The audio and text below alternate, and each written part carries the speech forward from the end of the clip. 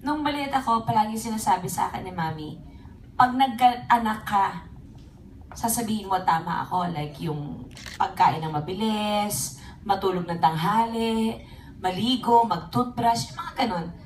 Lahat yan nararanasan ko sa mga anak ko ngayon. Lalo na kayo, kasi babae eh. So, pag sinusumbong ko kay Mami, o diba sabi ko sa'yo, tama ako. Lahat ng ginawa mo sa akin, yun pa rin sabi niya, lahat ng ginawa mo sa akin, gagawin sa'yo ng anak mo. Kaya sabihin mo kay Johan, huwag niyang gagawin sa'yo yung ayaw niyang gawin sa kanya ng anak niya. Eh, totoo pala talaga yun. Totoo yung mga, yung mga pagtakas-takas, yung mga,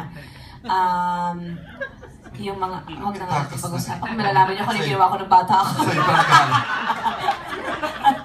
Totoo pala siya. Noon ko na-realize na dapat pala talaga naniwala ako sa mami ko. Dapat hindi ako nagmarunong. Dapat nakinig ako nung sinabi niya sa akin, magtapos ka ng pag-aaral mo, mag-aaral kang mabuti.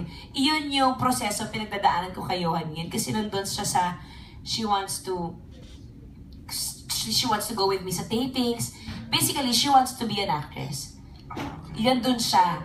So, sinasabi ko sa kanya, no, you have to study first. You have to finish your studies. Why? Eh, you didn't finish naman your studies. Kaya nga eh.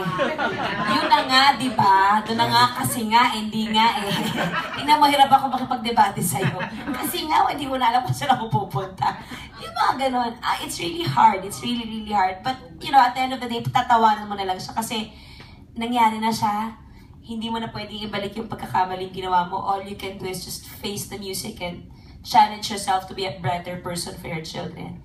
With regards to the cookbook, it's a compilation of my recipes from way back, yung talagang bago pa ako nagsimula. It's a life story of how I started cooking from the comfort foods na... May S ba ang food? Wala, dapat. Comfort food. na naging favorite ko throughout the years na tatrabaho ako ng bata pa ako.